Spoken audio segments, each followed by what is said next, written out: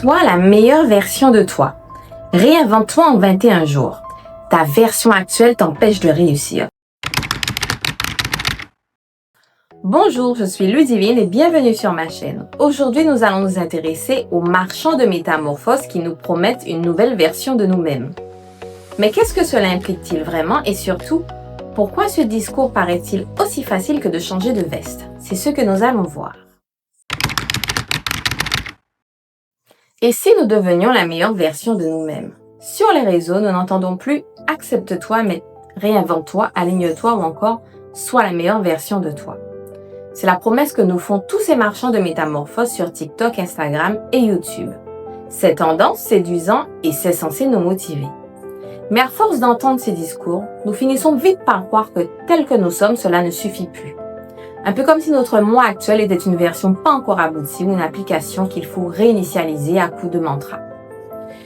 Les coachs de transformation nous vendent une version plus éveillée, plus magnétique, plus rayonnante de nous-mêmes, pour nous permettre d'aboutir bien sûr à notre futur moi parfait.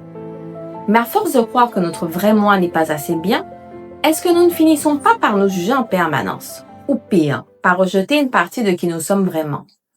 Et si cette course à la meilleure version de nous-mêmes était une forme de pression bien déguisée, une sorte d'arnaque au bonheur? On entend partout ces discours séduisants, portés par des coachs autoproclamés guides de transformation.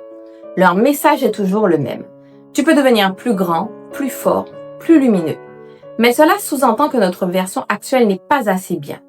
Et là, on ne parle plus de développement personnel, mais de découragement parfaitement marketé. Le véritable piège, c'est que derrière l'idée d'une nouvelle version de soi, se cache une proposition alléchante. Tout recommencer à zéro. Réinitialiser son être comme on formate un ordinateur. Mais sommes-nous des fichiers corrompus ou des pages blanches sur lesquelles nous pouvons réécrire? Donc changer, oui, évoluer bien sûr, mais se renier au nom d'un idéal dicté par des algorithmes, je ne pense pas. On ne construit pas une maison en ignorant ses fondations, car notre passé, nos blessures, nos faux pas font partie de nous. Nous sommes une suite d'expériences et d'épreuves. Même si certaines sont douloureuses, elles nous sculptent, nous forgent et nous rendent plus forts. Alors, accrochons-nous aux moments positifs de notre passé.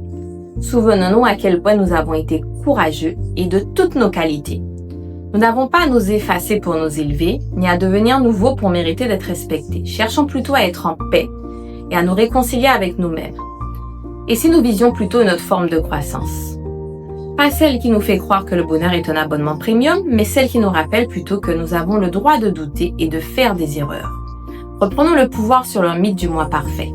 Nous pouvons avancer, mais n'oublions jamais que nous ne sommes pas dans une course à la perfection, ni dans une fuite à ce que nous avons été, mais plutôt dans une rencontre avec nous-mêmes.